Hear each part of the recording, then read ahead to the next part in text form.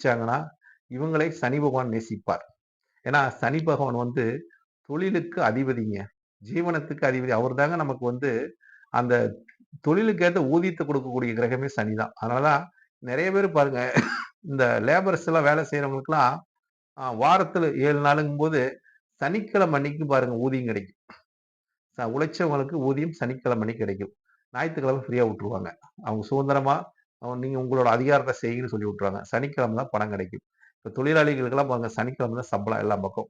அவங்களுக்கு அந்த வேலைக்கு உண்டான ஊதியம் குடுத்தா, அன்னைக்கு அவங்க வந்து ஹேப்பியா இருப்பாங்க. ஞாயித்துக்கிழமை ஹேப்பியா இருப்பாங்க. சனிக்கிழமை கஷ்டப்பட்டு அதுக்கு உண்டான பலனும் கிடைக்கும், பணமும் கிடைக்கும் அப்படிங்கிற தன்மை.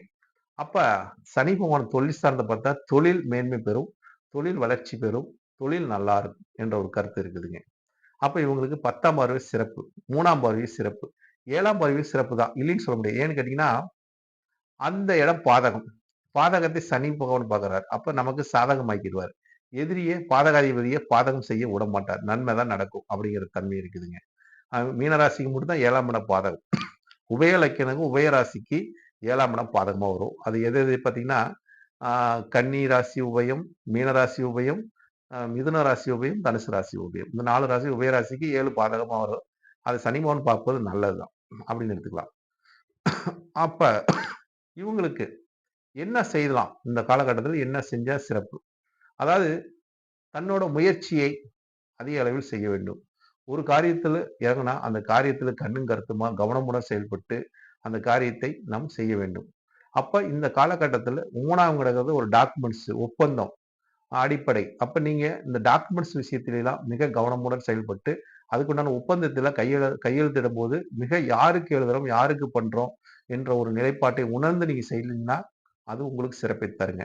அடுத்தது வந்து இந்த மீனராசிக்காரங்களுக்கு எப்பொழுதுமே இந்த ராசிக்காரங்கள் பிறருக்கு உதவி செய்யக்கூடியவர்கள். பிறர்கள் கேட்காம அறிவுரையும், ஆலோசனையும் சொல்லக்கூடியவர்கள் மீனராசிக்காரங்கள்.